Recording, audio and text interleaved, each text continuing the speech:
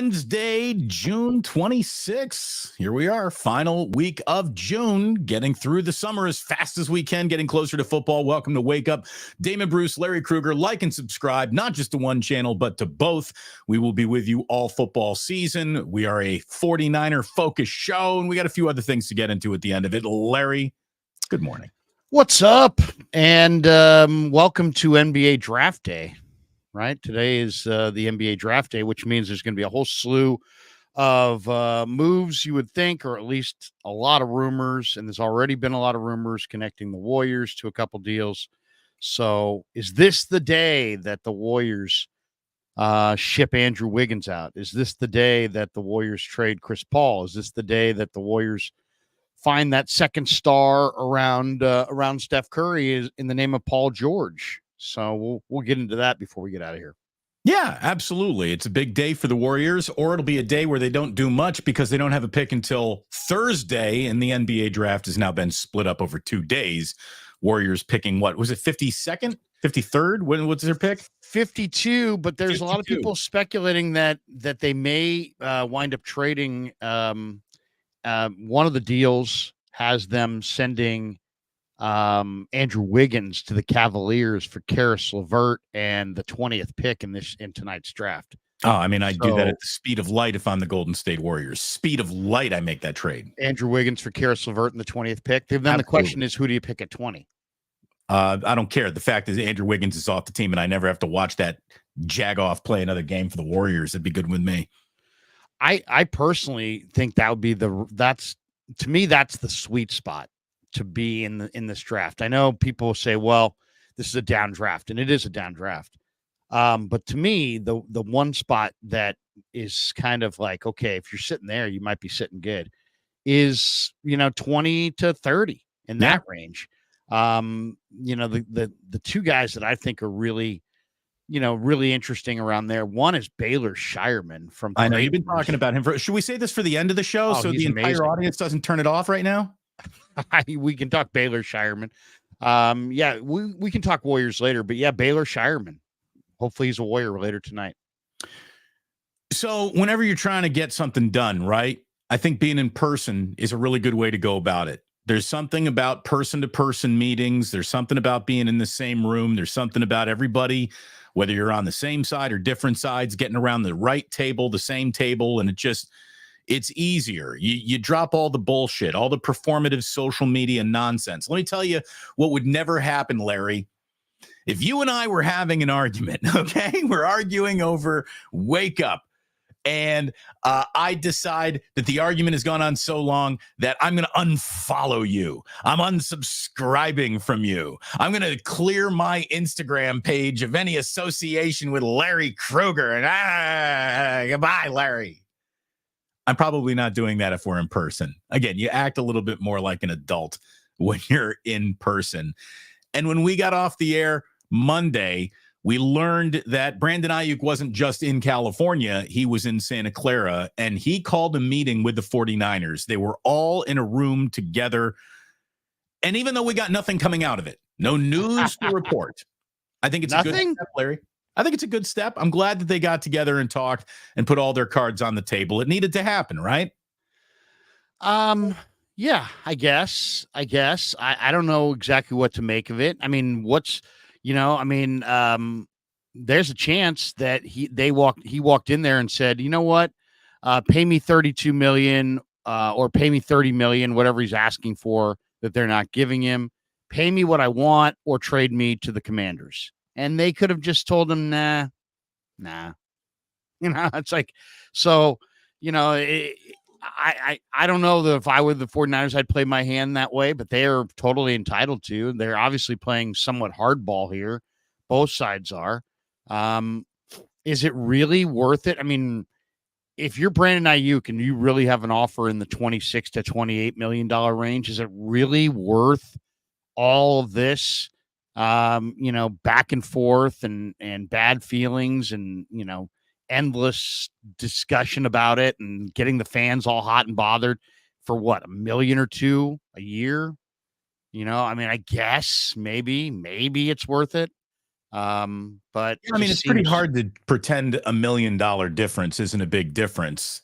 I mean, it is. Even if you got 20 in front of it, it's still a big difference. But it feels like we're in that $25 to $30 million price range. And that's a price range that should be absorbed in the name of getting this deal done. It really, it should be. Unless the 49ers want to turn around and say, never mind, you're playing for your option. I mean, it's all about, it's like anything else. It's like, you don't get paid because you're a nice guy, and you don't get paid because you're well-intentioned. You get paid because you have leverage. And if you don't have leverage, you don't get paid. And it's not that different in the NFL and out of the NFL. If you have leverage, you'll get compensated. If you don't have leverage, you won't.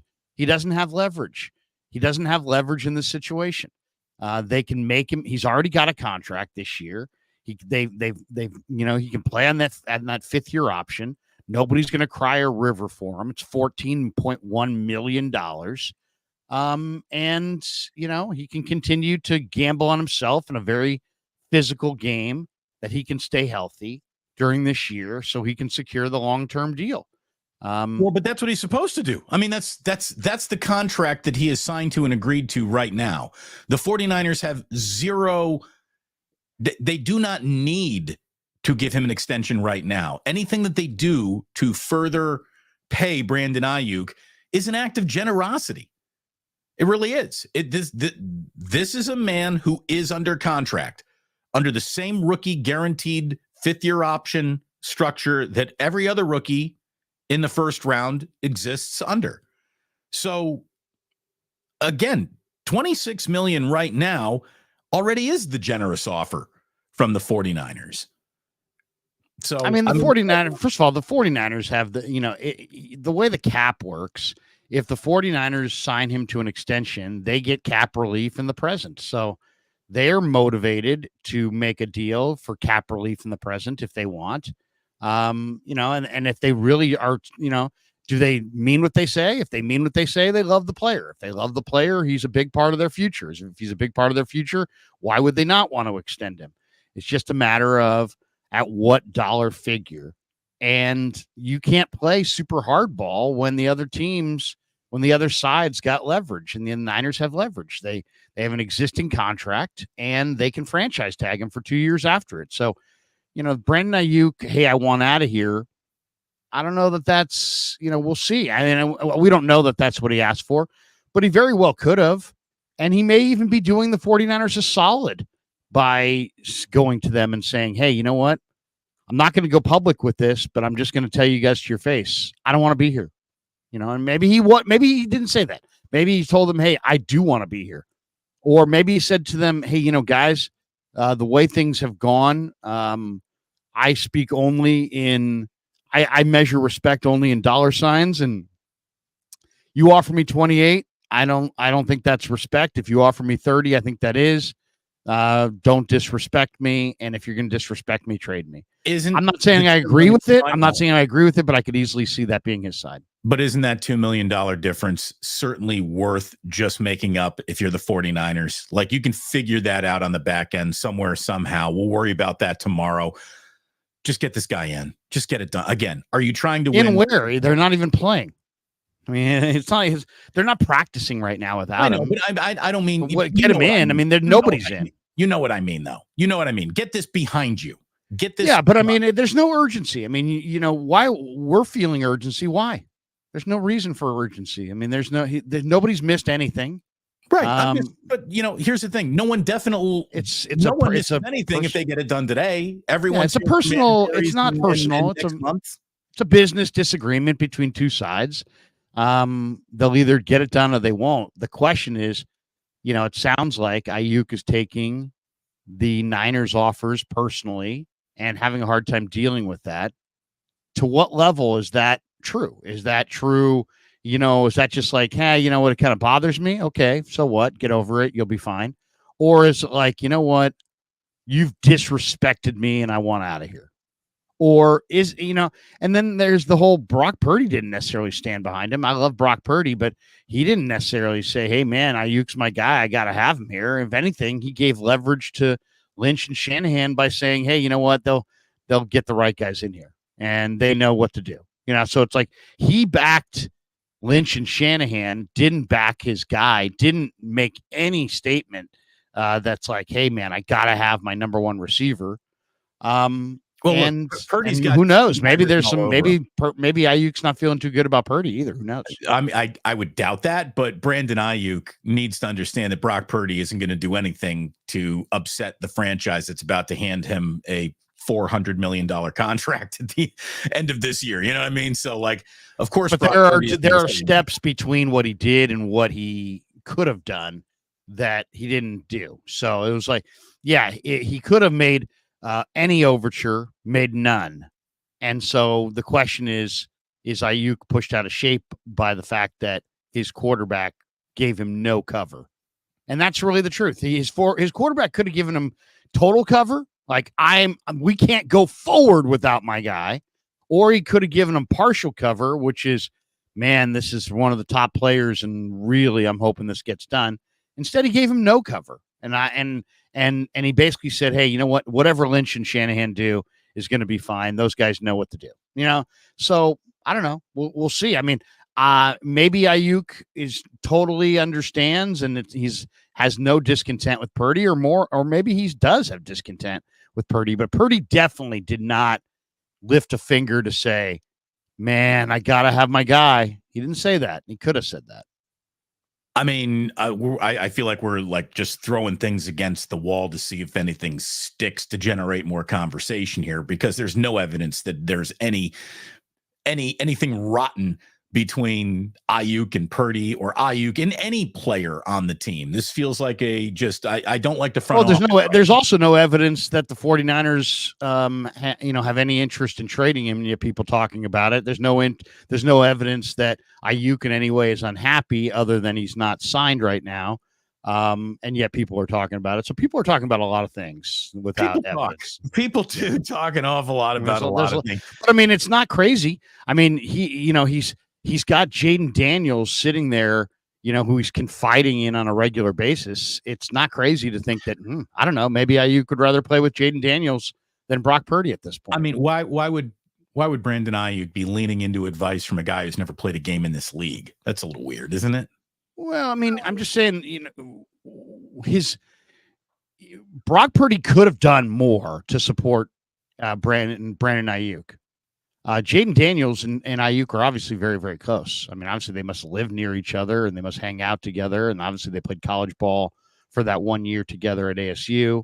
So who knows? Who knows how close they are? But it does seem like, Daniels is definitely giving him a sympathetic ear. Jennifer Velasquez says Brandon Aiyuk, John Lynch need to have a coffee with Damon Bruce and talk. Exactly.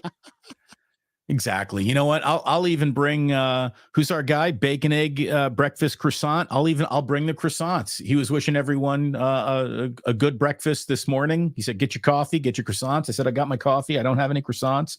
I would love one." But yeah, look, getting together and getting in the same room gets everybody to put their cards on the table and really say, where are you? Where do you stand on this? Are you standing on a $32 million figure? Brandon, we're just not going to 32. 30 would be the absolute max. And the truth is, the $30 million that everybody is balking at today, 3 years from now, is the going rate of wide receivers in this league. It's going to be. The number that gives you sticker shock today is the price everyone gets tomorrow. So it's all going up. It's all going up. Right. And that's the thing. Do you think the 49ers it'll make it easier to get this deal done if Jamar Chase is about to get extended, if, CeeDee Lamb is about to get a $32 million contract? Like, it only gets harder. The 49ers should have done. I disagree. I mean, I did kind of disagree. I think there are guys who can set the market and change things, and then there's just guys. And to me, the guy that they were waiting on was Jefferson, or the guy that Aiyuk was waiting on was Jefferson. Jefferson was the guy who was going to redefine the market, and did. And my guess is that Chase comes in under Jefferson. So we'll see.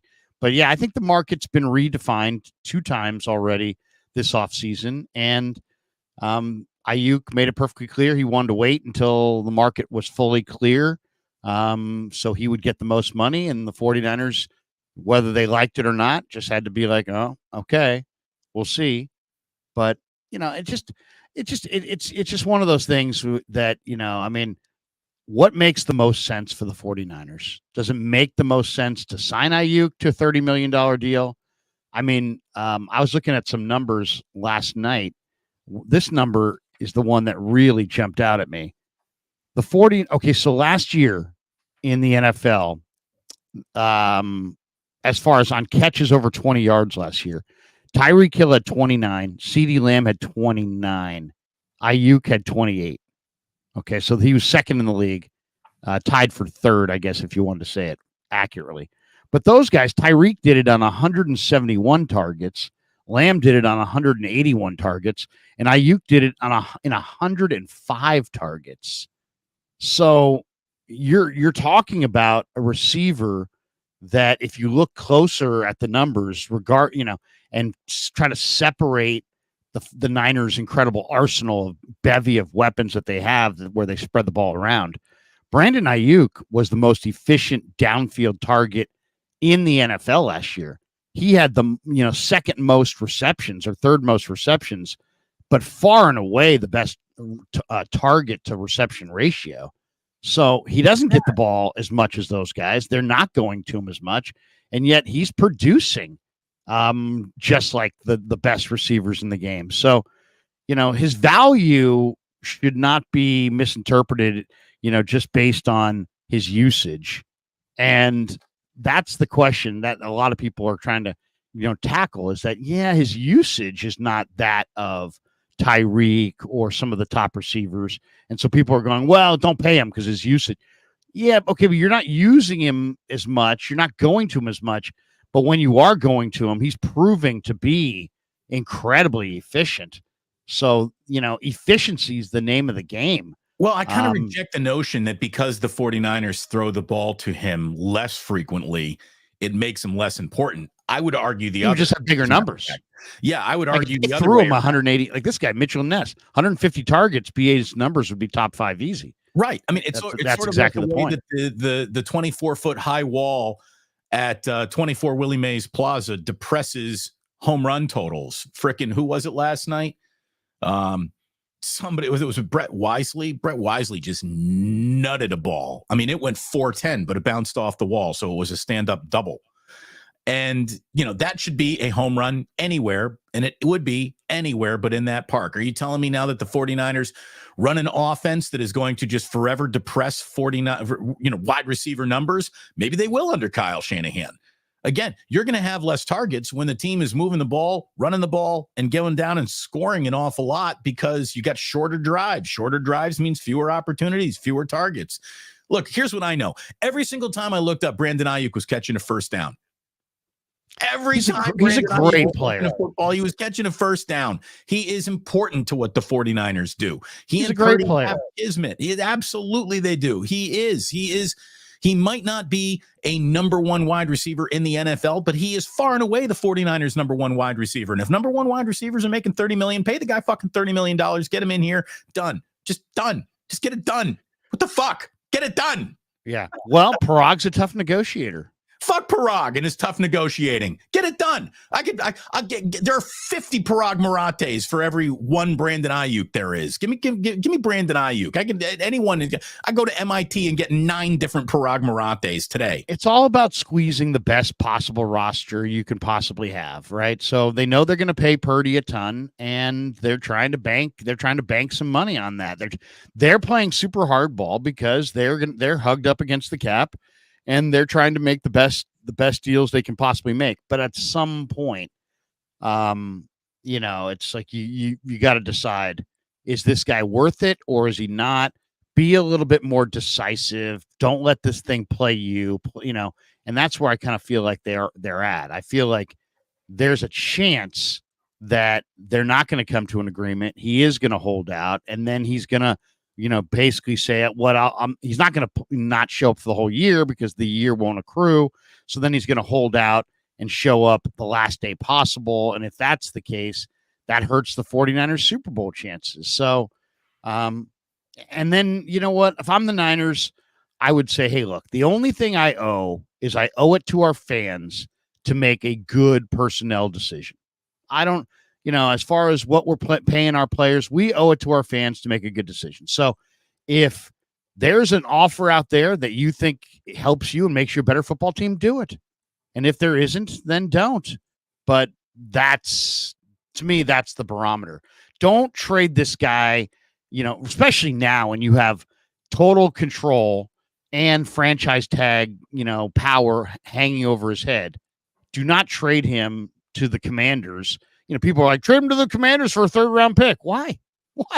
Why trade him to the Commanders for a 3rd-round pick? Last I checked, Commanders are in the NFC and can go to the Super Bowl and prevent you from going to the Super Bowl. Why would you give them an asset that's a really good asset at a depressed value? And look, you either get somebody that can help you win or you keep them. Who's sitting in anyone else's NFL front office knows more about Brandon Aiyuk than Adam Peters, who's now in Washington. If this was I gots to have him trade, he would have done that by now. So Peters, we don't know what the Niners are. We don't know what the Niners ask was.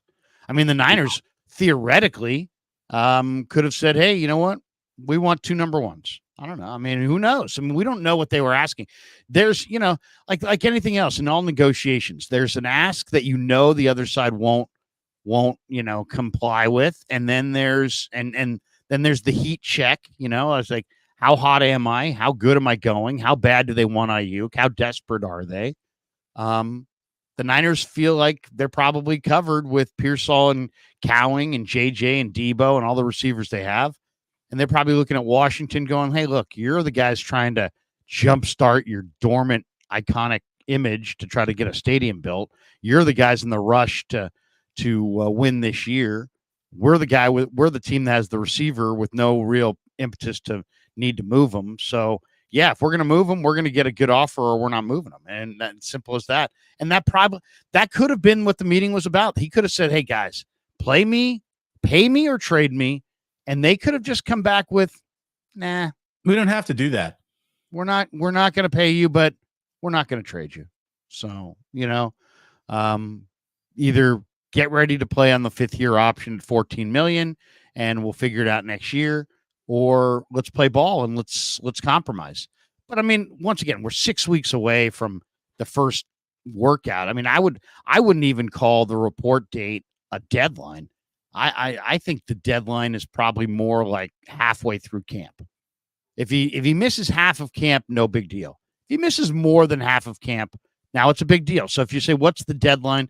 The deadline, and I don't know what the halfway part of camp is, but pretty much the halfway mark of camp. Once they're there, that's like the soft deadline, but that's not really a deadline because nobody cares if he's there. I want Aiyuk in pads running the first route of the season against the New York Jets. Yeah, but the only thing is that didn't work well last year for Bosa, and it didn't necessarily work that well for Debo. So I don't know. Do you want to me, that's a loss for the Niners. If they wind up paying him $30 million and he doesn't sign until like where Bosa signed 5 days before the opener, that's a major loss. He's not a defensive end. He's got to get in there with Purdy and I agree. Run routes. I agree, Larry. I agree. But at the same time, there is nothing that matters about the 49ers than winning regular season games, and those don't even matter to a lot of people. It's all about winning a Super Bowl. So I don't care how the season starts, quickly or slowly, or but there's no fire out of the gate, ready to go, game winner. It's, are you ready to win a Super Bowl this year? That's it. Yeah, but I'll push back because there's only one team that gets the top seed, and the top seed includes a bye and home field advantage. I know. That's a major part of getting to the Super Bowl is having what the Niners had last year, which was the rest week and the week the road to the Super Bowl comes through your park. So, which brings me back to my original statement: quit fucking around and sign Brandon Aiyuk today. Yeah, I mean, I really get it done. I mean, I don't know if he has to get it done today, but get it done. Don't hug up against the opener. Don't take a chance that you're going to run. I mean, were you learning with Blake Snell that maybe practice matters a little bit? Who? He didn't show up for spring training. He's been shitty. I don't know who is this player you speak of? He's got a 9.31 ERA and 0-3 record in 6 starts, and they paid him $62 million in only the genius of Farhan ways. And then he's just basically they've gotten totally it's been an awful signing.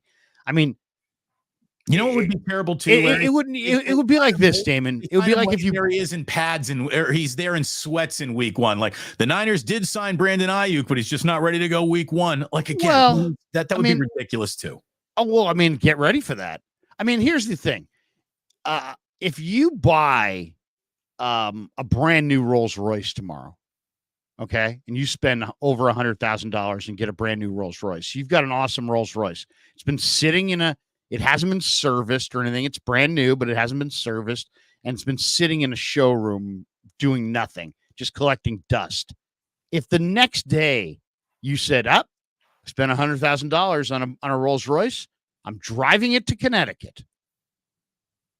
Well, you know what? Even though it's a brand new car, there's a pretty good chance that you may actually have some car problems because you didn't get it serviced and it's been sitting in a showroom doing nothing, collecting dust. And now you're going to try to, the day after you buy it, drive it cross country. Yeah, it's a new car and it'll probably get there, but it would probably, you probably would like to have it in peak condition before you actually took it on a cross country drive. That's what the NFL season is.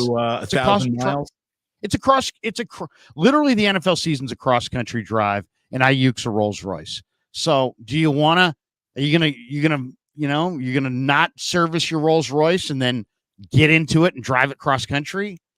I don't know, man. To me, that's not the smartest move, but they can do what they want. By the way, so if sticking with your analogy, if he's a Rolls Royce, pay him like a Rolls Royce. Stop trying to get the Toyota Camry price point on your Rolls Royce. Rolls Royces go for $30 million in the NFL now, not $26 million. So pay him.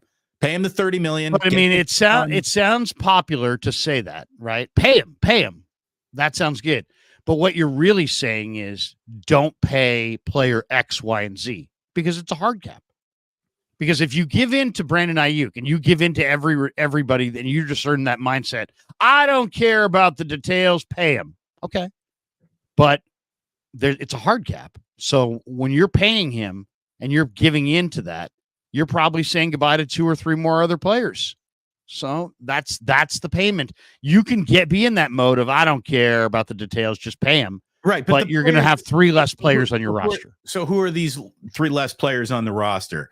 By definition, they're coming from the back of the roster. So not necessarily. It could be Aaron Banks. Could be your starting left guard who's a free agent this year. Could be Dima. You might instead, if you pay him, you might be able to, if you pay him, what you want to pay him, maybe you keep Lenore or Ward.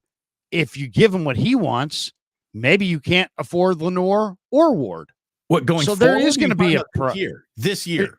Well, I'm just saying that there's a limit to. It's a hard cap, so it's not like you can maneuver bird rights or anything like that.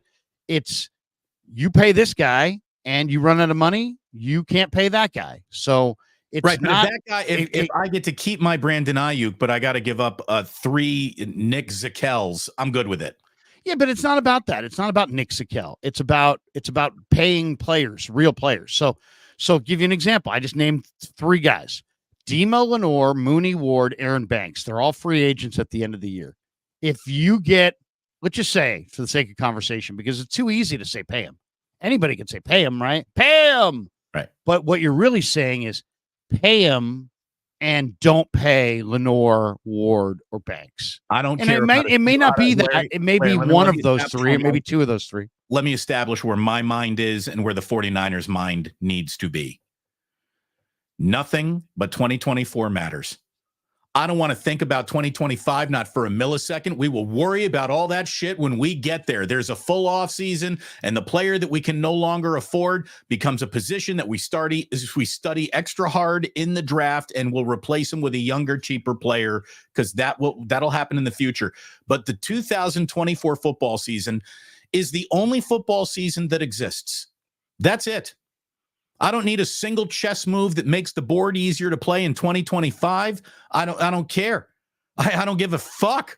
I don't care how hard Parag Marante needs to work at the end of 2024 to get 2025 right. 2024 Super Bowl, that's it. It's all I want to hear. Brandon Aiyuk gets you closer to that. You remind me of my college buddy whose dad would cut him a check on the first of the month.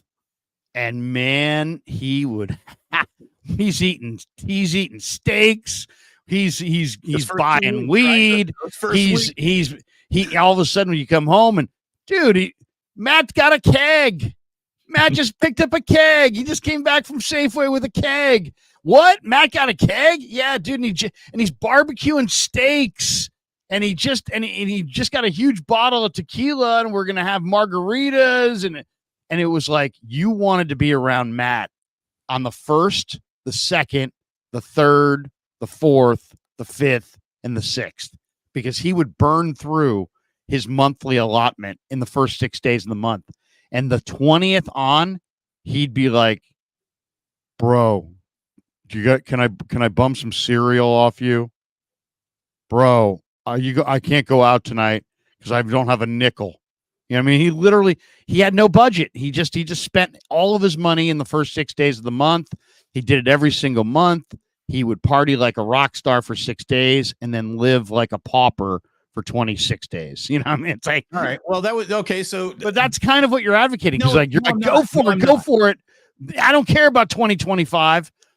That's the job of the general manager. That's the job of the capologist. You have to think about 2025. They're going to be in such new math mode come 2025 with Brock Purdy's number, which is all the more reason to be fiscally responsible, right? Look, the cap's going to go up. All these the things cap's going up. That's one factor. Take care of themselves in the future. They really do. They just do. I'm not worried about 2025. Kyle Shanahan needs to win a Super Bowl at the end of this year, and then everyone can start complaining about how Kyle's a bum because he hasn't repeated his Super Bowl champions, and that will happen. It will happen. Yeah, but here's the thing: the Rams, built up for 1 year and then had to shut it down for a couple of years. The Niners don't want to do that, and I'll say this: I respect the fact that the Niners don't throw away entire seasons because of cap adjustments. They treat every year like, hey, this is a chance to go for it. Now, they don't have a ring yet, right? They don't have that 6 Lombardi, and McVay's got one that they don't have. But at the same time, if you said to me, would you rather spend money crazily in a shorter window and maybe get a Super Bowl and then maybe have 2 or 3 down years, or be fiscally a little bit more prudent and a little bit more responsible and give yourself more of a regular chance at the Super Bowl, but you don't have any 1 year that you're truly in that go for it mode? Sure. I'm okay with spreading it out because I don't believe it's in anybody's best interest to tank whole seasons. That's kind of what the Rams have done the last couple of years. They've kind of tanked. Having said that, they were a playoff team last year. They were. And they are an up-and-coming team this year, and they got the quarterback and the trophy, and they paid for Jalen Ramsey, who worked out in a Super Bowl year for them. And I don't think there are many regrets in that, Rams organization about going all in.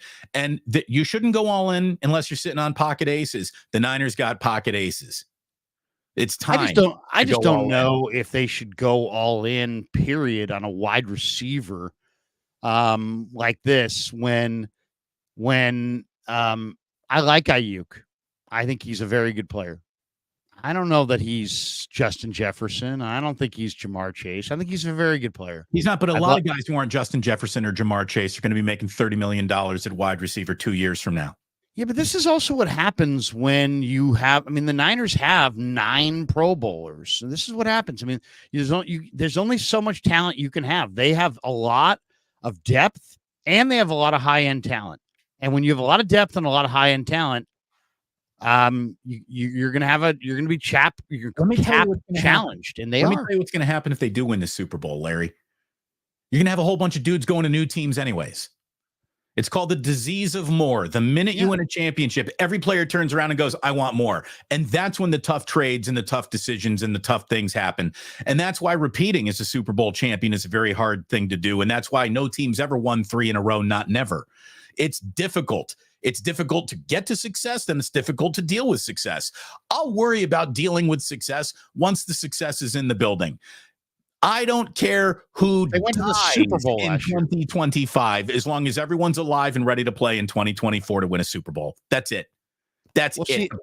Yeah, but that's This good is- thing that you're not the GM, because then there would be not a team. They wouldn't have a team next year. Of course they would. No, of course we will. We'll have all new numbers and we'll have a whole new equation that we're building from but it's not. zero anyways You're to talking about it Purdy. like it's an endless thing. It's not an endless thing. It's fine. It's very. In fact, it's the opposite of then. It's the other side of endless. It's very, very finite. So you're gonna have to live with a real budget. And I get no problem. I don't know. I'm with the Niners. I don't know that I would be in a rush to pay this wide receiver. You're deep at wide receiver. You're a running football team. Nobody. I mean, I did this breakdown the other day. I took a list of the top 25 paid wide receivers in the NFL. Only 2 of them have won a Super Bowl. 2, Mike Evans and Chris Godwin, the only guys who are top 25 paid wide receivers who have won a Super Bowl as a top 25 paid wide receiver. It is not a recipe for success. It is not a blueprint for winning a Super Bowl. You could argue it's the opposite. So I don't, and I think the 49ers are keenly aware of their situation. They like Aiyuk, but they know it doesn't lead to Super Bowl. Then they should have traded Brandon Aiyuk before the fucking draft and had a better wide receiver than Ricky Pearsall ready to go next man up. Like, you can't have it both ways. They sat on the Brandon Aiyuk pot so long, they better take a shit in it. Like, they have been... They had their chance to get out of this.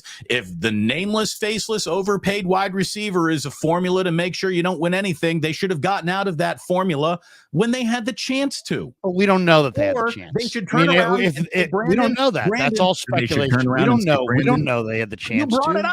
You brought it up. I'm talking about it because you just brought it up and put it in front of me. We don't know that. We don't know, period. We don't know. I mean, we can't say for sure what they were offered because we don't know what they were offered.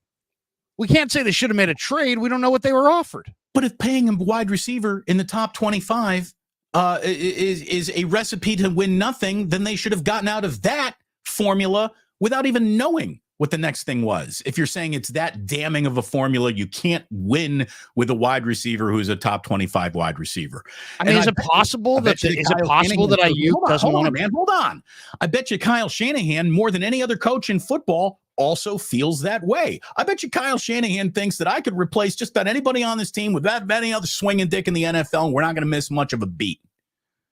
And if he really does believe that, then the roster churn and turnover is going to be extreme. But in a weird way, he doesn't believe that because the 49ers have kept theirs and their own in-house. They have done a better job retaining the players that they like than any other team in football, it feels like. And they've had success with that. Trying to thread the needle on everything at all times is an impossible thing to do. It's just time to win. It takes 2 to tango, man. It takes 2 to tango. And if they want to play hardball with Aiyuk, they should have said, "Your $14.5 million player option. We've exercised it. Put your fucking phone down and get to work."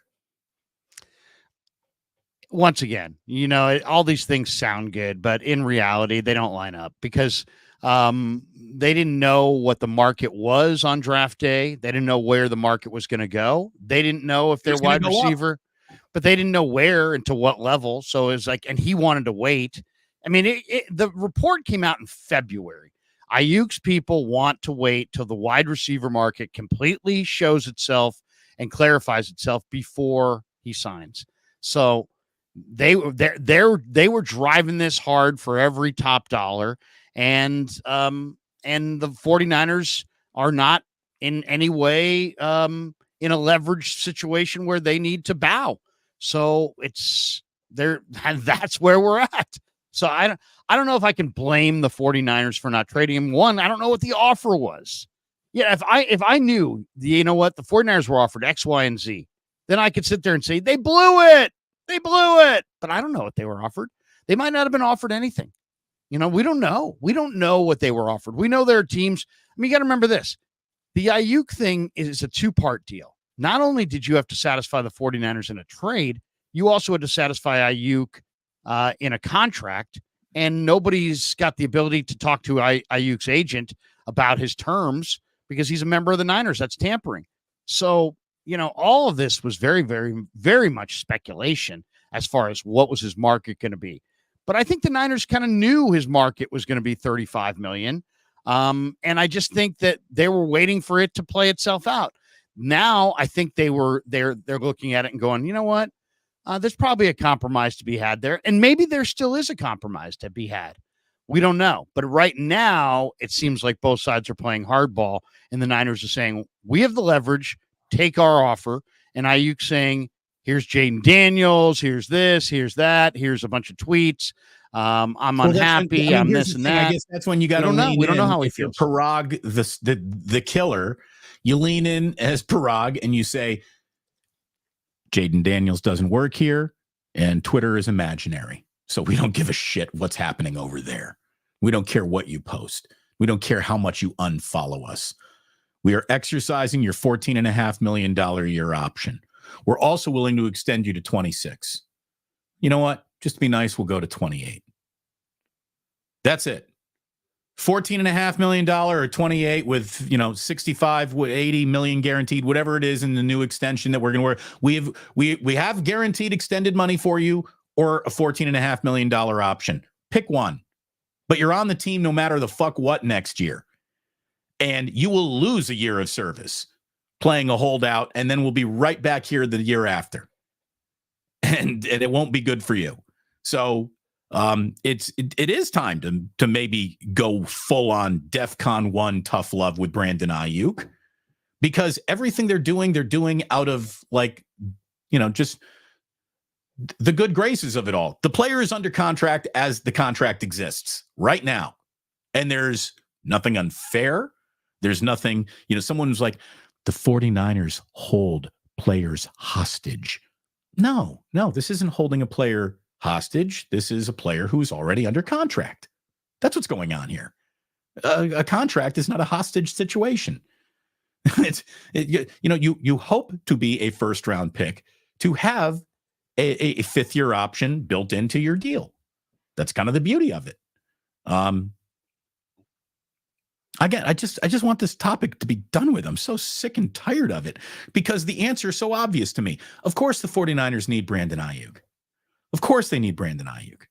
They're trying to win a Super Bowl now, right now, this year.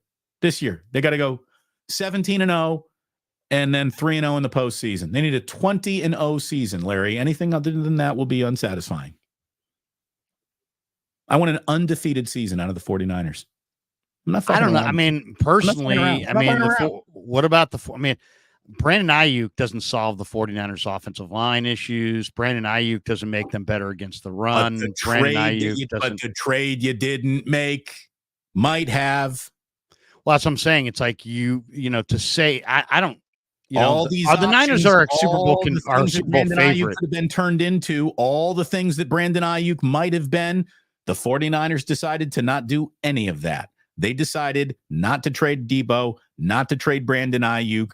This is your team. It's like Gene Hackman and Hoosiers. My team is on the floor. This is your I don't team. think so. I don't necessarily agree with that. I agree here with 49ers Sports Talk. He says, by the way, Mike Silver told me yesterday that trading Debo is still a possibility. Albert Breer came out in the last 24 hours and said trading Debo is still a possibility. So I just think that you look at their situation, they got way too many wide receivers and they got holes on other parts of their roster. They've already replaced Aiyuk and to some degree with Pearsall.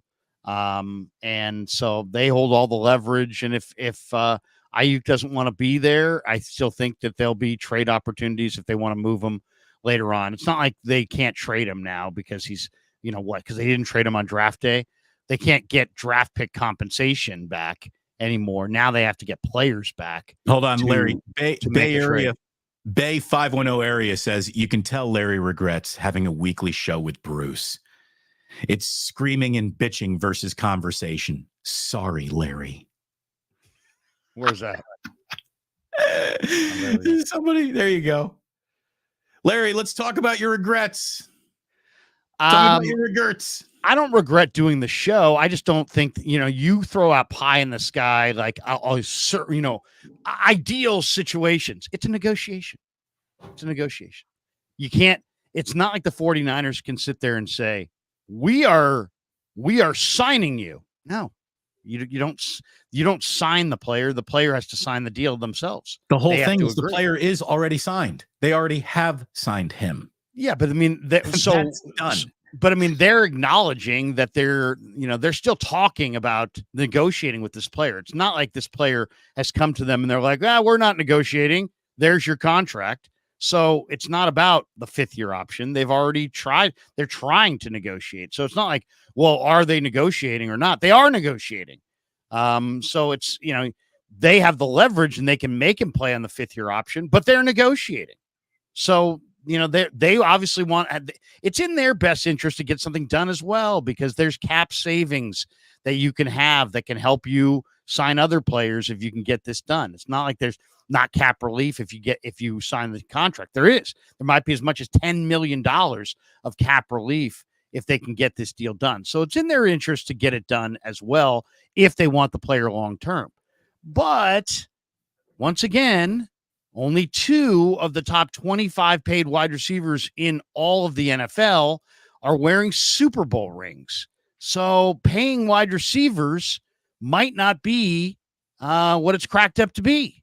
And the teams like Green Bay and Kansas City and Tennessee and some of these teams that just said, no, I'm not paying. We're not paying our receiver. I don't care where the market's going. We're not going with the market. We're moving you. I think for the most part, those teams are looking pretty smart. Kansas City's got a couple rings. I think Green Bay didn't fall apart. Gold Tao asked a really decent question. What's the Super Bowl success rate with a rookie wide receiver as your number 1 wide receiver? How many teams have won the Super Bowl? What team's rookie wide receiver is their number 1 wide receiver? The 49ers. If Brandon Aiyuk's not on this team, Ricky Pearsall is not their number 1 wide receiver. They have Debo Samuel, Juwan Jennings. They have other receivers. Ricky Pearsall is not their number 1 receiver, and he's not going to be their number 1 receiver if they trade Aiyuk. Okay, he's not going to be their number 1 receiver. They have other receivers, which is the point. If Debo is your number 1 wide receiver, you need a number 1 wide receiver immediately. Okay. Debo Samuel's a very good receiver. He's a very good receiver. He's not a number 1. He can't even pretend to be a number 1 the way that Brandon Aiyuk can pretend to be a number 1. He is the inferior wide receiver to just the position of wide receiver than Brandon Aiyuk. And if you're not using, Debo as your backup running back as well, his value is now something that the 49ers are actively considering trading, because he's not worth to them what he used to be worth to them. You want to talk about so funny? I could have swore I saw Kansas City win didn't Kansas City just win the Super Bowl?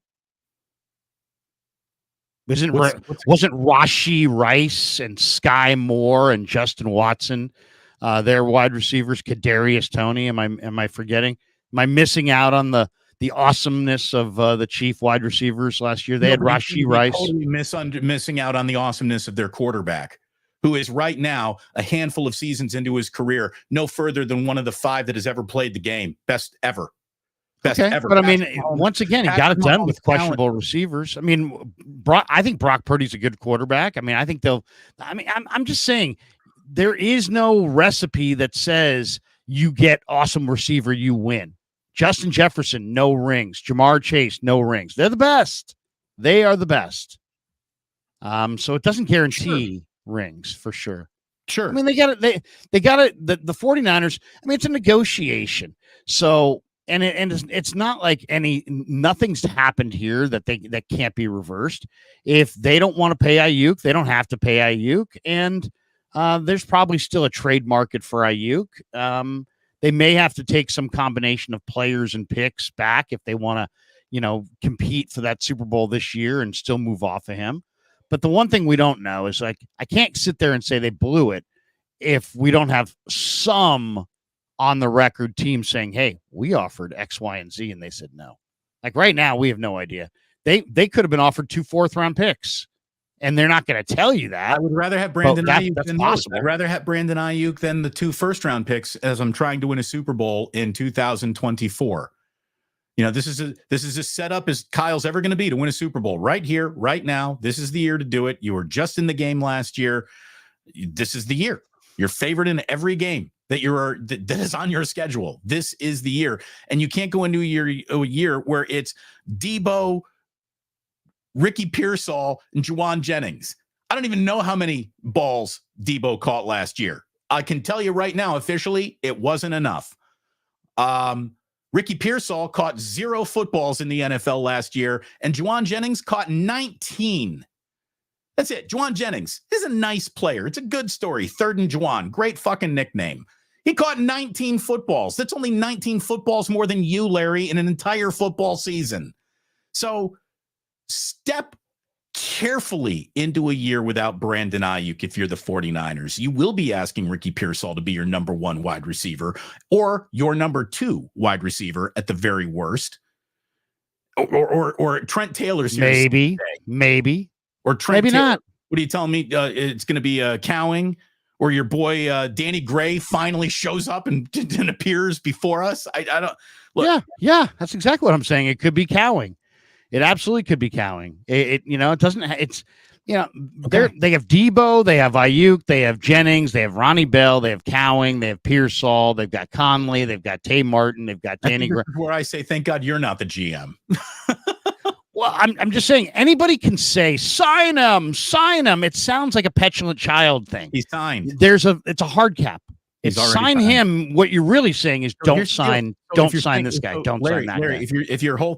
If you're standing on Mount, it's a hard cap. Well, then the number is already agreed upon at $14.5 million, and that's been budgeted for, and there it is. Yeah, but that doesn't help the 49ers create $10 million of cap room. Signing him to an extension does. There's motivation for the team to sign him to an extension. It's not like, oh, there's no motivation. The Niners have plenty of motivation. Wait, so they create $10 million of cap room in the present. Creating cap room? Creating cap room. For what? For paying Brock Purdy $60 million, which is what they're going to have to do next year, Damon. And by the way, there is no bigger jump in football than paying a guy $900,000 this year and $60 million next year. Why are the Niners in a unique cap situation? Because they are going to pay their quarterback 60 times plus what they're paying him this year. That's going to blow up their cap. That's why they have to be fiscally prudent. You're already worrying about a season that doesn't exist yet. I'm not worried about that. It's coming because it's coming, and you have to plan ahead. Figured out. And for $60 million expenditures on the cap, you got to plan ahead. So you go ahead, and then this offseason, after you've won your Super Bowl and you've gone up Market Street, then you trade whoever you got to trade to get under the cap. Then your cap casualties happen. As you see the cap grow, again, I'm not worried about 2025 at all. You need to not be worried about it either. You need the 49ers have to keep one eye on 2025. You can't drive your team off the cliff. The $60 million a year price tag is coming with it. You know that. So but just because you know it doesn't mean that there's real players that will be sacrificed for that $60 million. You're trying to put together the best team you possibly can. You may not be able to afford Brandon Aiyuk at $32 million and have all these players. Not every team in the NFL has 9 Pro Bowlers. The Niners they've got the best tight end, the best left tackle, the best running back. Again, once Brock is making $60 million, that's the deal with the devil. That's how much you better believe in Brock. You better think that Brock is all that in a bag of chips if he's coming out at $60 million, highest paid quarterback in the history of the game, because you will absolutely be neutering the depth, the breadth, the awesomeness of your overall roster to pay Brock Purdy that day's coming no matter what. That day's coming with or without Brandon Aiyuk. Okay. Right. Which is why you have to be fiscally prudent in your other decisions, because it's going to impact everything. It doesn't make sense to pay a wide receiver that you threw, that made 3 catches in the playoffs, for, top dollar. And when you don't have, I'd love to sign everybody. It's easy to be like, sign them. It's much harder to say it's not fiscally prudent. Anybody can say sign him because it just sounds like just get it done. But there's next year and next year after that and next year after that. And that's what they have to keep an eye on. It's not as simple as just pay everybody what they want. Eventually, you will be saying goodbye to a significant number of players. The question is, if you can get them at your price, maybe you're saying goodbye to 3 players. If you get them at his price, maybe you're saying goodbye to 6 players. It's just as simple as that. They're just trying to spread the money out as much as possible. I think they probably felt like Aiyuk was gonna compromise. And who knows? We don't know. For all we know, Aiyuk's willing to compromise left and right, and they're not willing to compromise, or they may be totally willing to compromise, and he may be saying, "I want $34 million, and I'm not taking a penny underneath." So we just don't know. We're not privy to the trade. We're not privy to the contracts. We're observing this from afar. All I would say is this last meeting, which was face to face, makes me wonder if he said to them, "Here's my ultimatum." And maybe if he's playing super hardball with ultimatums, it's possible they played hardball back and just said, "You know what? You're in no position to be making ultimatums. Yeah. You're not there." But once again, it's a problem to just say, "Oh, you know what? Sit there and take it." Because how's the rest of the room going to respond? Last year, there were guys in the locker room saying, "Pay Brandon Aiyuk $25 million. Pay Brandon Aiyuk is $26 million." The Niners do not want this to become a locker room distraction story, and they definitely don't want guys to start picking sides or talking about it. So it's in their best interest to come to some kind of an agreement or move the player. And I would imagine that's what's going to happen. But to this point, it seems like it's a lot of posturing. Like and subscribe, my good friends. Thank you very much. We'll get into some chats here in just a second. But here we go. Joe Muzzy says Larry's trying to start controversy by saying Brock is not back BA. I'm not starting shit. That's the truth. I'm not sorry, Joe. Brock didn't back Aiyuk. If he wanted to back Aiyuk, he could have. If he wanted to sort of back Aiyuk, he could have. He opted not to. It wasn't the only choice. He could have backed him fully. He could have backed him partially. He didn't back him at all and instead backed Lynch and Shanahan. So I'm not starting controversy. I'm just absolutely noticing I don't the think truth. it's nearly as dramatic as you're making it out to be. Well, I'm sure the 49ers, I'm sure Purdy would say that, but ultimately Brock's words as the starting quarterback on this team carry tremendous weight. And if he had come out and said, like many guys have, "Hey man, that's my number one receiver. I got to have my guy. Hopefully they can work it out." Something along those lines. That's not dissing anybody and that's not hurting the team. You're just saying, "Hey, you know what? This guy's great. And he means a lot to me. And man, all things being equal, I'd love to have him here." And he didn't even approach that. It was like Lynch and Shanahan. He talked about Aiyuk almost in the past tense and then basically signed off with Lynch and Shanahan will get the right guys in here. So it's like he just totally gave the organization like, he's totally with you guys and I'm totally not with my guy. You know what that means, Larry? It means he's the fucking captain now. That's what that means. It is more important that Brock Purdy show loyalty to the organization at large than any one player on his offense. That means he gets it. That means he's playing it right. Sorry, Brandon Aiyuk, if that hurts your feelings, but there isn't actually a word that Brock Purdy is going to say that's going to affect this negotiation. So for Brock just to say, that's a 35,000 foot in the air decision and my boots are on the ground, that's fine with me. I don't think there's anything controversial. I don't think there's anything to be extracted from that. I don't think there is a slight of Brandon Aiyuk or his teammate or anything.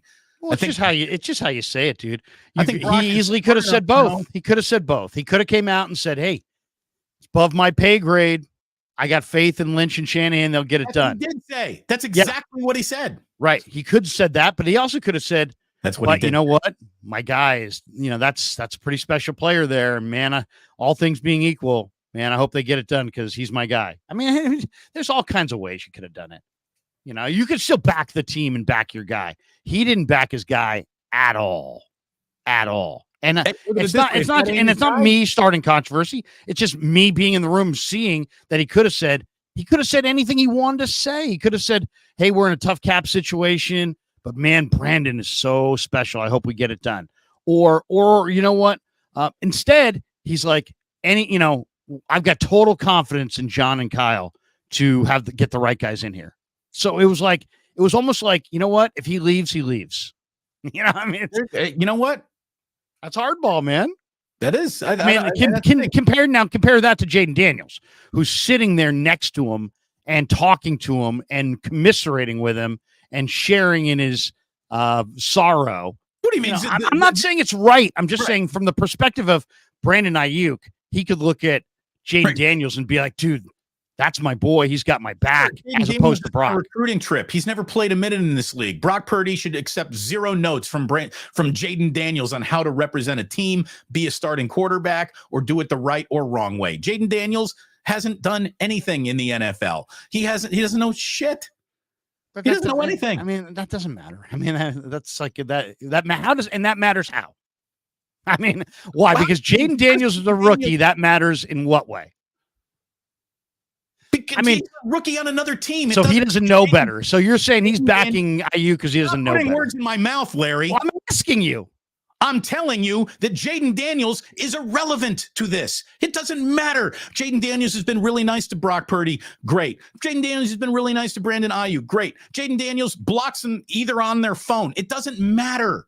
It doesn't matter at all. And if we don't know that. Thinks that Jaden Daniels' opinion of this is going to affect this, we don't know that. It's all in the mind of Brandon Aiyuk, Damon. You don't know that. You don't know what it means to Aiyuk. This is not about you or me. This is about Brandon Aiyuk. It's about Brandon Aiyuk. It's about the negotiation. I know, but I'm just saying this could matter to Brandon Aiyuk. He's his good buddy, and he's his quarterback. And maybe I don't know. I have no idea. We're guessing at this point. But all I'm saying is Brock Purdy could have said, man, Aiyuk is so special. We got to get this done. Hopefully we'll get it done. That's all he had to say. You know what? Instead, he said, I total confidence in John and Kyle to get the right guys in here. That is the right thing to say. That is the right thing to say from a guy who's going to get a $60 million paycheck next year from the team. That is the right thing to say. That's minding your own chicken and your own business right there. Brock Purdy, he should be, look at it this way. If you're paying Brock Purdy $60 million, he should be in the pull a fucking fan out of the stands. I'll find a first down with that guy. Like who is around me no longer matters if I'm the $60 million man. Why? It's football. Everything matters. Your line. So now your line doesn't matter because you made $60 million. No, I think you're missing my point here, Larry. But when you pay a guy like that, what you're saying is he is the tide that lifts all boats. And this is where I want to go. The praise. They haven't paid him. Did you see this story? Jennifer Lee Chan talking with Greg Olson at Tight End University. Apparently, he went out there for Kittle's big get together, and Greasy was just praising Brock Purdy, saying that the guy's magic wand, his secret weapon, has got the fastest processor I've ever been around. Sam Darnold said the exact same thing. For both these guys to say that unprompted speaks volumes about who Purdy is. Olson says they're just saying they aren't just saying that to coach speak. We're having a personal conversation talking about Brock and what a great couple of years he's had and his ability to process things quickly, eliminate the throws that aren't there, get through his progression to the throws that are there. What coverage dictates, what the play clock dictates. It's a huge differentiator in this league, and he does it at a very, very high level. So maybe Brock Purdy is thinking, hey, Brandon Aiyuk, yeah or no? I don't give a fuck. Ricky Pearsall, get in Trent Taylor, get in Danny Gray. I don't give a shit. Maybe he does feel that way. Maybe Brock is coming into himself thinking, I'm the fucking man. I don't even need these guys. I can do it by myself. And according to Greg Olson, that would be stupid. Yeah, well, look, according to Greg Olson, though, there is a very elite processor there. So maybe Brock really, look at it this way. If Brock is the guy. I don't need Greg Olson to tell me that this guy can process. I've been watching him for the last two years. I mean, the guy processes what he sees at the line of scrimmage. The ball gets out on time with accuracy. I mean, the people that didn't see Brock Purdy, if you didn't see him up front, that's fine, whatever. But if you didn't see him after he ran the table off the bench in his rookie year and won 2 playoff games, and you still didn't see it. I mean, I got to question what you're watching.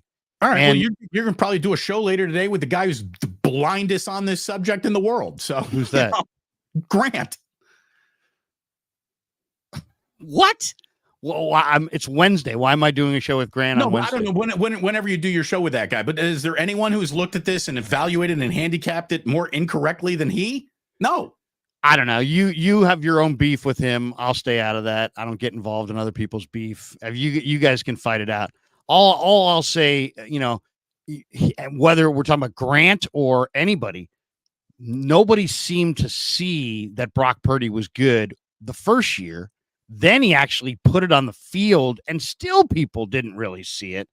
So, I don't know. I don't need Greg Olsen to tell me he processes, but I do like hearing it. There's no question. Alex Smith said it on with Dibbs and Willard on 95.7. He came out and said, you know what? Brock Purdy, there are 3 elements of playing quarterback that are above all else. And this is from a guy who plays quarterback or played quarterback. And his 3 elements were accuracy, timing, and toughness. Or processing, accuracy, and toughness. That's what it was. And Brock Purdy, I mean, you can say whatever you want, but this guy plays on time and accurately. The ball consistently is on time. Consistently is pretty accurate unless it's raining. And he shows tremendous toughness to just stand in there as bodies are being, he takes hits. He takes big time hits, stares down the barrel of blitzers and takes big time hits. And he's tough, but the key is he comes to the line of scrimmage and he processes. I will say this: Thursdays, Brock Purdy talks to the media. A lot of times we'll sit in there and we'll be sitting in there. Let's say we're talking to somebody at 3:00. We're talking to the next guy at 3:30. Where normally they'll say, hey, Brock Purdy's coming in. 3:45, there he is. There's been times when we've waited till like 4:30, 4:45. And some of the media people will be sitting there getting pissed off. Like, what the heck? Why are we waiting so long? Because this guy's in a meeting trying to prepare to win on Sunday, and he's very diligent about his preparation. So, yeah, I mean, our time be damned, and we're just going to have to live with that as media people. But this guy really works at it, and he puts in the work Monday through Saturday so that on Sunday, man, he steps up to that line of scrimmage. He's processing what he sees. And then as soon as the ball is snapped, he's processing what they're adjusting to. And the ball is coming out. I mean, Spagnuolo, I thought, to me, the most shocking post-Super Bowl revelation, or not revelation, media or glimpse that we got behind the scenes, let's say, it came from Spagnuolo, who said, man, we were just incredibly impressed by Brock Purdy, how accurate he was, how he was beating our blitzes, how he was playing on time, how he was unaffected by our pressure, how his ball placement was incredible, and the poise that he played with in his first Super Bowl appearance. So, I mean, a guy like Spagnuolo, who coaches defense, was totally like talking endlessly after the Super Bowl about the processing of Purdy. Yeah, I think that's when you're accurate. Purdy. I think that's when you're honest. I mean, right? Is when after you've won. Football has been impressed by Brock Purdy basically since he got here. A low football IQ content creator doesn't know what he's looking at to this day. And look, Olsen says he's made it clear that the Iowa State product doesn't get the respect that he deserves from the public. The stars they have, and they've been held against them. I think from a football standpoint, people that study the game, who watch football, watch what makes offenses click, that's a huge mistake. He wrapped up by saying that Purdy has accomplished, it's been amazing what Purdy has accomplished in such a short time. And it really is. So again, maybe that's how the 49ers are feeling about this Brandon Aiyuk trade. Maybe they really are looking at Brock Purdy through a prism of Brandon Aiyuk is eminently replaceable. All of the guys that are being buoyed as the reason that Purdy is so good, they're actually very replaceable around him.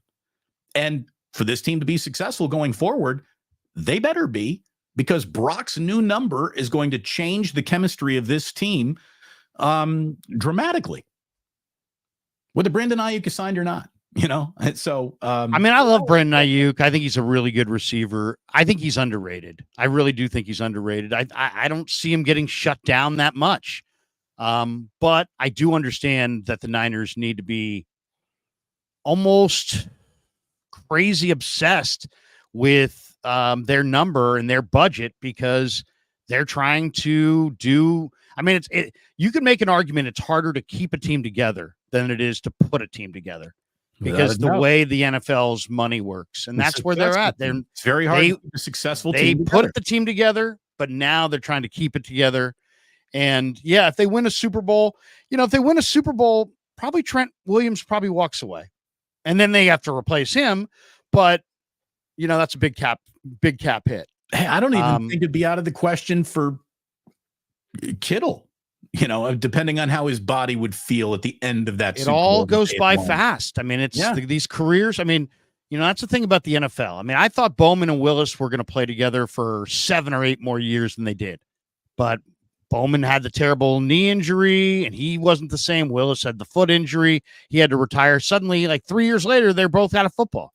So it's like we look at this and say, and this is why I'm a players guy. I usually side with the players because the player doesn't have, like, Aiyuk's probably got this contract to whatever his family's going to live on. And then let's not cry, we're not crying a river for pro athletes. I mean, his family can be just fine.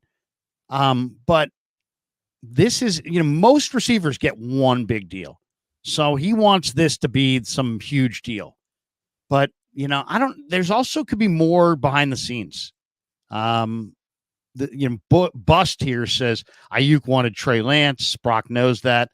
I can't imagine that that's a thing anymore. I really can't.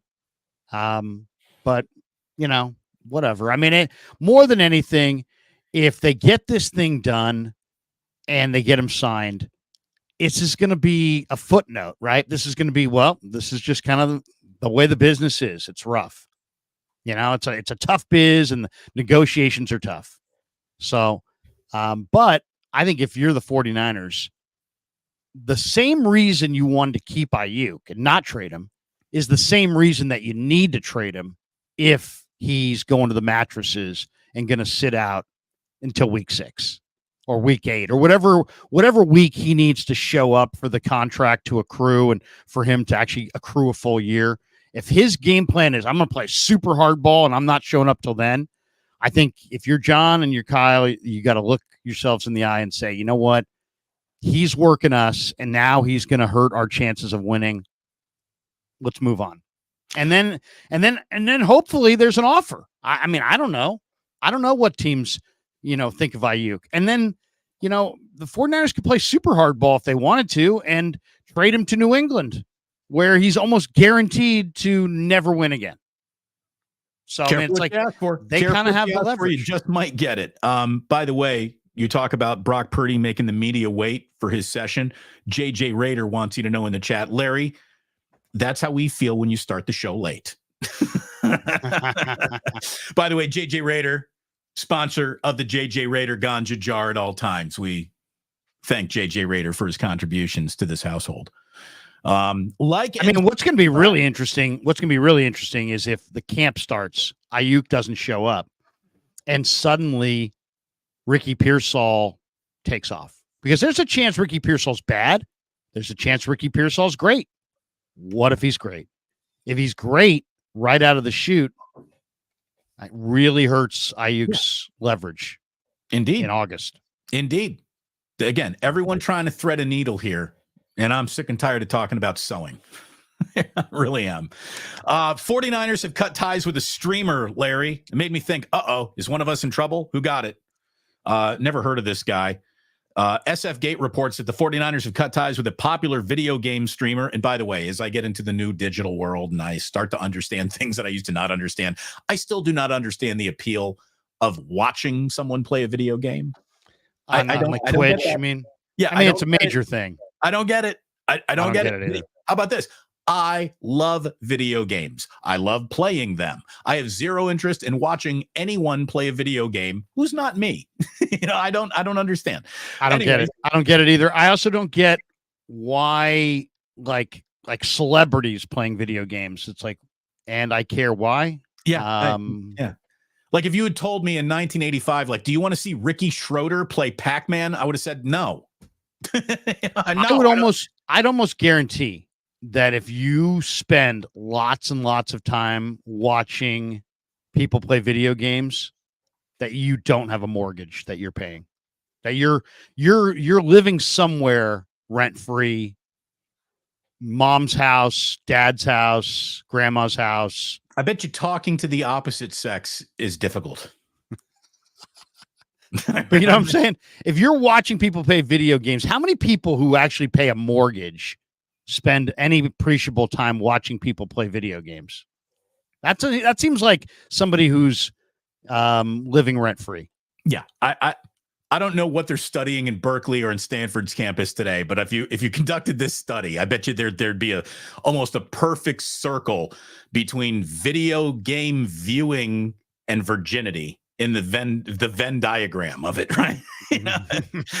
They would overlap perfectly. So, anyways, this guy who is Herschel Beam, known as username Dr. Disrespect. He's a 42-year-old guy who broadcasts to tens of thousands of viewers on YouTube. Again, like, why would the NFL be interested in being in the business with someone who's got tens of thousands of viewers? He's just an influencer. Okay. He's an influencer. You know the way it is. I mean, it's like, that's kind of where we're at right now. It's like, they allowed him to announce one of their draft choices. He did. And he went up and he announced a draft choice. Again, I don't even know who this is, but apparently he sent inappropriate social media messages to an underage person and is now, covered in a cloak of shame. And the 49ers have denounced any knowing or any, right. They've distanced themselves from the pedophiles. It's like Donald Trump. Never even met the guy. Don't even know him. Very little interest, just no. So there you go. Okay.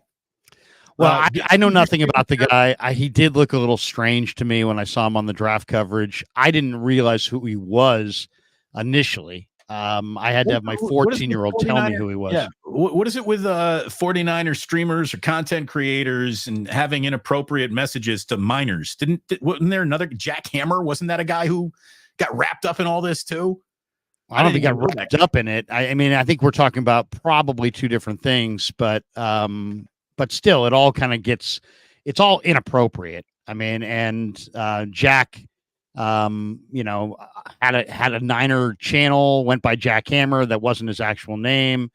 He had some things in his past that bubbled to the surface, and then he decided that he was going to go in a different direction, which was probably best. For him, I had been doing some streams with him when I found out that he had some inappropriate associations. I picked up the phone and told him that we could no longer stream together, and that as much as I enjoyed our streams in the past, that was where I drew the line. And so I moved on, and that's where I kind of switched from Jack Hammer on Fridays to Chase Sr. on Fridays in that time slot. And Chase, has been fantastic. But yeah, I mean, he joined us a week ago today. I did like having Chase Sr. Yeah, he's a good dude, and Chase is a good guy. I know that people don't like Chase too, but I mean, whatever. But I mean, nobody likes anybody. It's fine. Nobody likes anybody. But I mean, yeah, I mean, it's like we've got to band together and stick up against, if we can't defend the weakest people in our society, from bad guys, then that doesn't say much for us as a society. All right. No, who are the weakest people in our society? Seniors and children.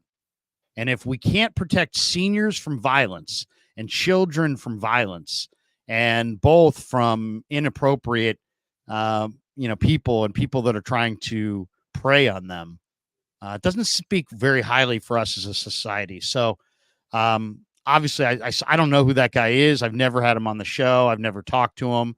I do know that he's just an influencer, right? He's an influencer. He plays video games. And I don't even know that much about him, so I really shouldn't say anything. And I don't even know. I saw a picture of that guy with some young fan. It seemed innocent enough, but obviously maybe that's not what they're referring to. I haven't done any deep dives on the particulars in that situation, but I would just say this, man, there's very few things that I just, am sickened by. And, I don't want to hear any details. Pedophiles are one of them. I don't want to hear about the details. I don't care about the fine print. I just want them eradicated from our society any way possible.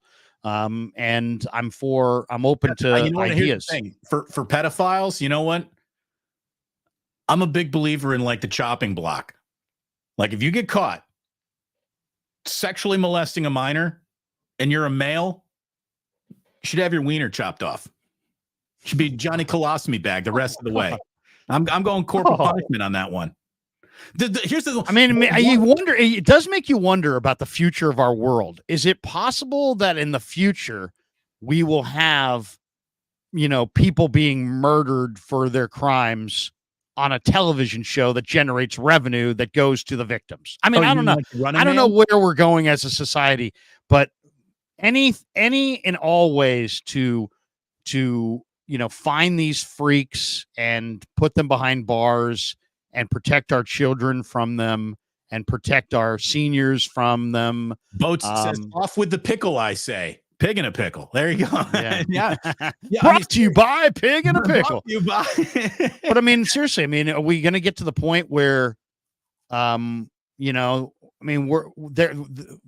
there were gladiators, that we used to people and, watched people, people kill other people for sport. And it was entertainment. There used to be, the hanging. It was like go, let's have a picnic. Yeah. Yeah. I mean, and obviously some of those were obviously it was racially based. So obviously that was heinous. But I mean, are we going to get to a point where we're for, raising money using, the deaths of these cretins to raise money for the victims or for the causes that eradicate these people from our society? I don't know what the answer is, but good for the 49ers for saying goodbye, and just it's an awful lot of, I'll say this, there's an awful lot of freaks out there in the world. When I bought this house, I ran a Megan's Law report because my realtor's like, hey, you might want to get the Megan's Law report. I didn't even know what the Megan's Law report was. And I don't know if you know what it is, but basically it just tells you how many predators do know what it was because we did the same thing when we moved into this house. Right, because you've got a couple of young kids. So, and it's common for homeowners to want to know, like, who's living in and around us. So this was not on this place. It was another place. And I saw there was like 6 registered pedophiles living within a mile of my house. And I almost didn't buy the house. I didn't buy that house. But then we really liked this patio, and we went to the next house, and we ran the next Megan's Law, research, and it showed basically the same thing. There was 5 nuts all live within 6 blocks of our house, and then my realtor said, let's just pick some random addresses and run the report and see what. And what I realized is that there's a lot of fucking fucked up people out there. Yeah. And they're in every economic category. It's not like, if you live in an expensive neighborhood, they don't exist. No. In some cases they exist more. And it's not, and they're out there. So, but at the same time, after I ran about 5 or 6 different reports on different addresses, I realized that, buy the house you want to buy, because there's not going to be a neighborhood that doesn't have somebody who's a registered offender, a sex offender nearby. And it's like, what can you do? What can you do? You just, all I would say to any parent is, be circumspect about the situations you allow your kids to be in. But other than that, I mean, you just, what can you do? I mean, it's the world that we live in. You're not going to buy a house because somebody 7 blocks away is a registered offender. Right. You're going to live in the middle of Montana. You're going to live in a field surrounded by trees. Right. And I guess then you'll be safe. Right. Anyway. Where you could get eaten by a bear or something. Yeah. I mean, it's a tough situation. It's a tough situation. But when I saw that, it made me sick. And at the same time, I'm thinking to myself, you know what? Maybe it's time for some of these teams to do a little bit more due diligence on the people that they associate with, and a little bit deeper dive on who they're associating with and who they're promoting, because these teams are in such a rush to promote this guy and that woman and this person and that for all sorts of reasons. And they're usually very self-serving type reasons. And again, where is the juice from the squeeze of the Niners having a relationship with any small content creator? I mean, you're the NFL. If you're not pulling him in by the hundreds of millions, he had 10,000 YouTube subscribers. But I don't think it's about size, because, you could be a freak and have tons of followers. You could be a freak and have none. You know what I'm saying? I don't think it's about the size of the content creator. I think it's just about overall. It's like, if you're going to have anybody represent your brand, I mean, what is the biggest damage, the biggest potential risk to my company, your company, anybody who's listening to us who owns their own business? What's the number one concern, or what should be the number one concern? Being contaminated virally. And so viral contamination is the ruination of many, many businesses. So you have to have a very circumspect attitude about anybody that associates with your brand. And I think do your due diligence a little bit more than you have on some of these people that you're in a rush to have announce your 4th round pick. Maybe you might want to, build a dossier on some of these people and actually kind of know who you're getting in bed with, so to speak. Probably bad verbal imagery there, but you know what I'm saying? Wrong analogy, but you did use the word dossier, so you get a bonus point for that. That's a very formal sounding word. Larry, I got to get running here in just a little bit. The Warriors, you've got a dossier to build. I do have quite a dossier coming up today. I got a show at 11 on Damon Bruce Plus. We're going to get into the Warriors and the draft. And look, there's not a lot that they're going to do without getting aggressive or coming up with a trade that gets them into the first round. Otherwise, the Warriors are drafting 52nd. And let me just ask, Larry, did you read the John, the Hollinger piece, or the Tom Haberstroh piece about since 1989, he's been tracking draft prospects, the average, and who performs well from what, where what number, where is a starting point that dictates you will have an impactful NFL career, or NBA, I mean. NBA, yes. 62 players drafted out of Kentucky. Their annual win share again, this is for all the players that clicked and all the players that were bust too, but 62 players been drafted out of Kentucky since 1989, and their average annual win share contribution is 2.20. Okay. So Kentucky does really, really well in that regard. If you go to Kentucky and you get drafted, you got a chance to be an NBA player. Texas is at 29 players, UCLA 46, Michigan State, and it's all the big boys. UNC, UConn, Arizona, Duke, Michigan, Kansas, Syracuse, Maryland. These are all good programs that if you come from them, your NBA career could go very, very well. However, the single one delineator of NBA success to a prospect isn't where you went to school. It's, did your dad play in the NBA? If your dad played in the NBA, the annual win share is 2.15. The annual expected win share is 1.16. It's a 30% difference over college kids. It's a big difference. If your dad played in the NBA, that dictates a chance for you to have success in the NBA more than anything else. By the way, the Warriors have leaned into this hard. Steph Curry, Klay Thompson, Gary Payton II, Trace Jackson Davis. They got 4 players on their roster. Wiggins. Did Wiggins' dad play in the NBA, or did he play professionally overseas? Is it his dad? I think it was. I thought it was. Isn't it? I think his mom was an elite athlete too. I thought his dad played. We could look that up. Either way, it's Andrew Wiggins. It's not worth our time. Well, today could be his final day with the Warriors. We can only hope. I'm so tired of watching that guy jogging between the free throw lines. I'm done with Andrew Wiggins. Yeah, I am too. I mean, it's just, it's it's like it reeks of like I've got $200 million in the bank and I just don't give a fuck. Right. I now know why you've been a galactic basketball disappointment everywhere you've been. I've watched you long and I get it. And the only reason why I really hate you is because I also see how great you could have been if you'd chosen greatness. Andrew Wiggins actively chose to not be a great player in his career, in the prime of his career, when the Warriors needed him the most. He pulled another disappearing act for whatever. I'm done. Anyway, having said all that, look, if the Warriors do nothing and they're sitting at 52nd, let me give you 3 names. Justin Edwards, small forward out of Kentucky. He's 20 years old, so he's still young and a little raw. That would be the reach gamble. Hopefully you get something special at 52. Cam Spencer, 24-year-old guard out of UConn who gave you 14, 5, and 4. He's not really, he's interesting because they have Pat Spencer, his brother, already on their I was going to get G League team.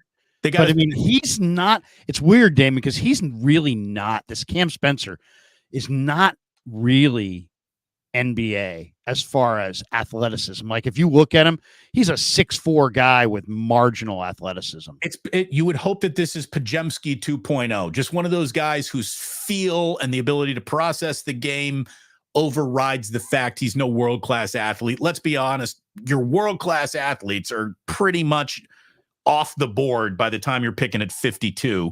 This guy is a great player, though, in Connecticut. I mean, and Connecticut won the last 2 national championships. Right. And this guy can flat out shoot the rock. But he's a 6'4" guy with pretty average length. You know what I mean? Keshad Johnson, forward. Now, again, 23-year-old, so he's older, out of Arizona. He's from Oakland, by the way. He's 11, 6, and 2, better than 50% from the floor. Those are the names that I'm just going to throw out there. But there's one based on the Hollinger thing. With the 52nd pick in the NBA draft, the Golden State Warriors should draft Bronny James. I disagree. 5'10" guy who's a 2-guard. 5'10" 2-guard. I mean, he's not really a point. Based on the John Hollinger, because he's LeBron's kid. Daddy. Who was your daddy is the biggest indicator of future NBA success, I think I'll take the guy whose daddy has so thoroughly dominated the last 20 years of basketball. Do I like him as a prospect? No, I don't. Do I like his body type? Not really. Do I like his fit with the Warriors? Questionable. But he's LeBron's kid. So at 52, you're probably not getting much of a big help anyway. Stash the genetics that have worked in the league. Why not? I would probably do it. I don't know. I mean, it's so funny because they listed him at SC at like 6'4" and he's like 5'11". But I mean, it's like, what? How can you do that?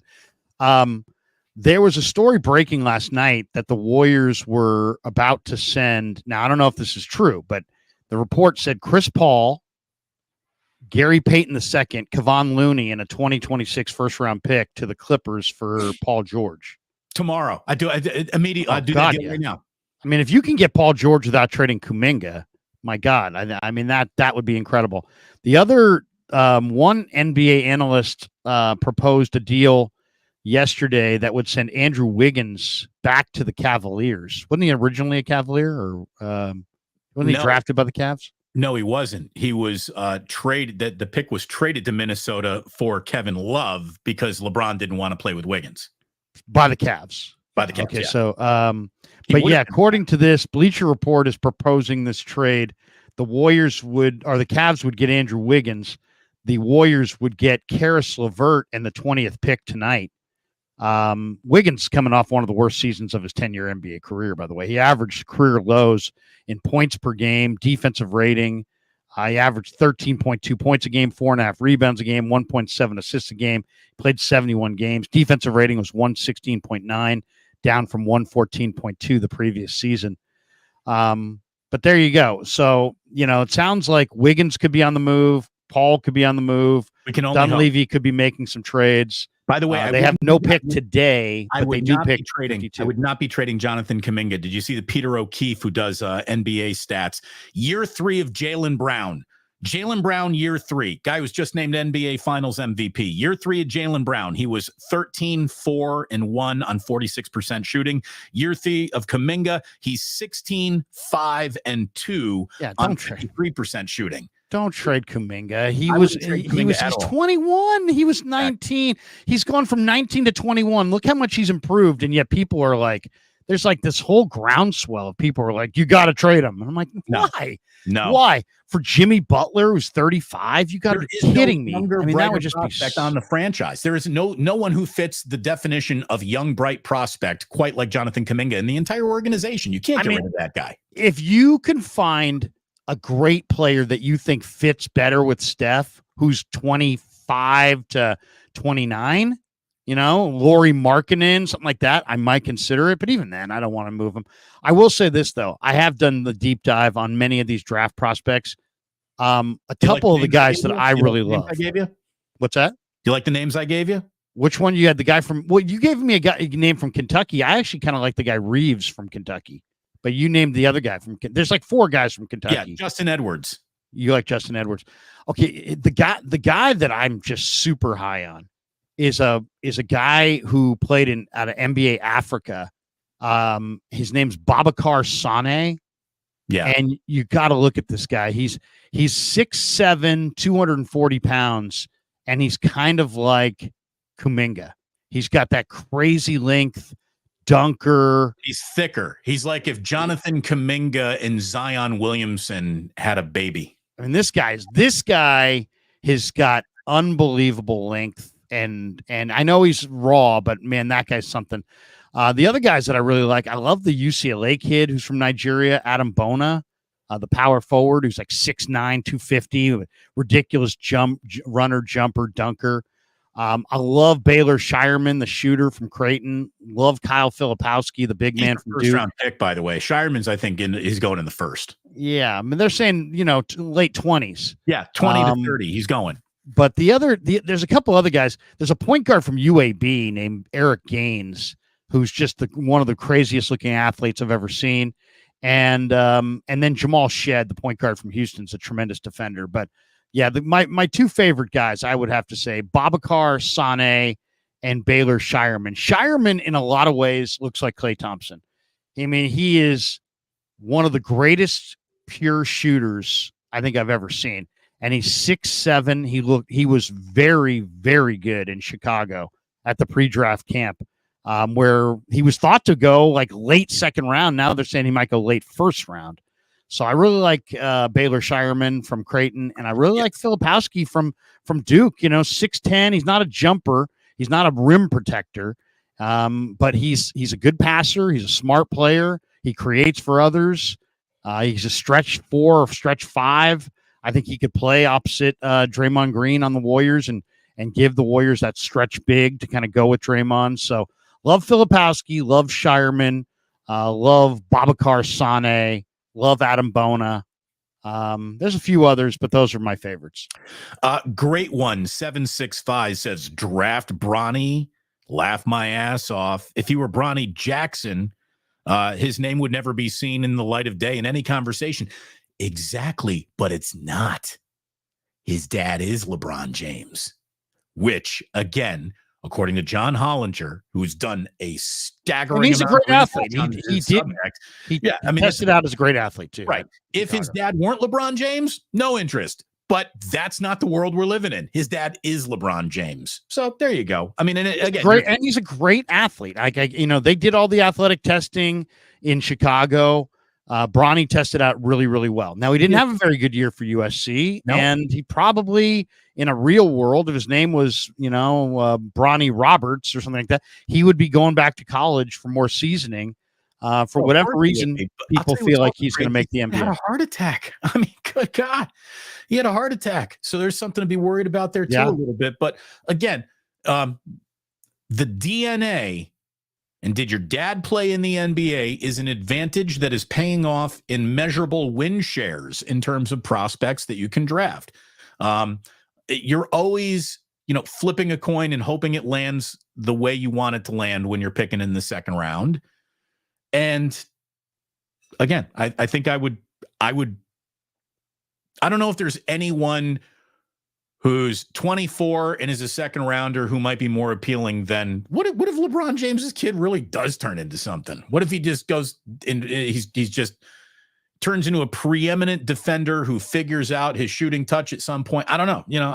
I don't know. It's once again, I officially have how many? Who's 5'10" in the league that's good?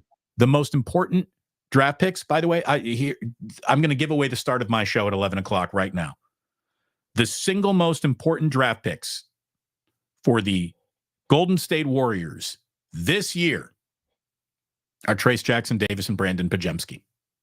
There's not a lot coming out of this draft. There's not. Unless something big happens, unless a trade is consummated and they move up and something dramatic happens, Brandon Pajemski and Trace Jackson Davis having a monster offseason and getting better is the most important thing in this draft for the Warriors. It really is. The two picks of last year are the two most important draft picks of this year too.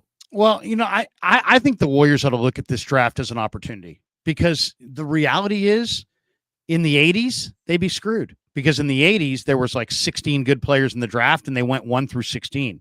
And if you had the 17th pick, you were screwed, right? Now, there might be 16 good players in this draft, but they're going to go like 1, 4, 7, 9, 19, 39, 49, 55. You know what I mean? It's like it's such a speculative deal, and these players are so raw, and they're coming from the G League Ignite. And I played in Europe, and I played in South America, and I played at Duke, but I only played 1 year. I didn't play because I was hurt. And there's all these guys with all these different paths. And what you wind up with is just this very speculative type draft. And I think it benefits the best teams, because if you know the players, you're picking in the second round. I mean, Trace Jackson Davis went 57. He's an awesome big man who's better than James Wiseman, who went 2. So it's just, that's the beauty of the NBA draft right now. But I asked before, who's good in the NBA that's 5'10"? And sure enough, we got one guy, Jalen Brunson. Is 5'10". He's pretty good. Pretty good. So yeah, he's pretty good. But I mean, that's what Bronny's up against. Is if I said name me 5 guys in the league that are decent, that are 5'10", I don't think you could come up with. No. It's not a starting point that you want. And normally when your dad is in the NBA, you're talking, oh, you must have some sort of physical specimen ability about you. Bronny doesn't have that. But again, his dad's LeBron James. That means something, apparently. Well, by the way, what happens, Larry? I got to get going. Jalen Brunson is not 5'10". Jalen Brunson is 6'2". Yeah, he's a little bit bigger. So there you go. We have our super chats here. Here we go. Gold Tao says, how many teams won the Super Bowl with a rookie number 1? Yeah, no one. A rookie number 1. Greg Argisi says, sorry, Larry, do you remember a guy named Jerry Rice? How many Super Bowls did the Niners win with him? In the great words of Henry Hill, fuck you, pay me. Quoting a little. So what? Because Jerry Rice, well, I didn't say no first-round draft choice wide receivers have ever won a Super Bowl. I'm saying of the top 25 highest-paid wide receivers in the NFL today, 2 of them, Chris Godwin and Mike Evans, have won 1 Super Bowl. That's it. Blood Moon says it looked more like BP was not to overstep on BA. Yeah, look, I'm sure Brock Purdy is going to be a team guy, and he will never do anything to put his front office in an awkward position. He's smart like that. Weta Ma says, don't forget to eat your pig in a pickle, folks. There you go. There you go. Spit on that thing. I have no idea what that means. What, don't you have the internet? You don't know who Haktua is? I. Okay. There is a 7'9" guy going to the University of Florida, by the way. I don't know if you saw the highlights of him. I just saw highlights of him the other day. I saw him at IMG. He was at IMG Academy before he transferred in the University of Florida. 7'9", dude. He doesn't even have to he doesn't have to raise his arms all the way. He's still got bend in his elbows as he's dunking flat-footed. I know. Did you see the 7'5" Chinese woman? No. There is a Chinese woman on the Chinese Olympic team that's coming up who is 7'5", and this guy says 7'11". Is it, she said, well, either way, I mean, literally, it's like you've got, it's like Gargamel walking among the Smurfs. I mean, God, it's Gargamel. You like that? Wow, we're going back to those purple little cartoon characters. They were blue, but They yeah, were blue. no, but it really is. It's like the Lilliputians are playing around Gulliver. One girl did have blonde hair, though. She was blue, but she had blonde hair. No, no, there's not a lot of blonde Chinese women. No, in the cartoon, there was a little girl. Smurfette had blonde hair, long blonde hair. It was rough being Smurfette. You're the only woman in a 300-mile Smurf radius. You got everyone trying to Smurf you at all times. I remember the Smurfs. Yeah, everyone remembers. I mean, I maybe even watched a little bit of the Smurfs as a prelude to the Baseball Bunch and Fat Albert. I know. Tate watched the Smurfs too, but we said we probably should watch some more educational television, maybe a little Sesame Street, little Mr. Rogers, the Smurfs, but they're just working for Smurf berries, and you got Gargamel chasing you, and the cat's name was Azrael. I remember that too. How about that? It's so funny, Lowry, Damon. It was the middle of the 5th round that year when that show was out. And I remember I'm looking at Jed. Jed looked over at me and he's like, Trent, what do you got for me? And I took out an envelope and I opened that envelope, and inside I had a piece of paper. And on that piece of paper, one word: Gargamel, no matter what. Gargamel, no matter what.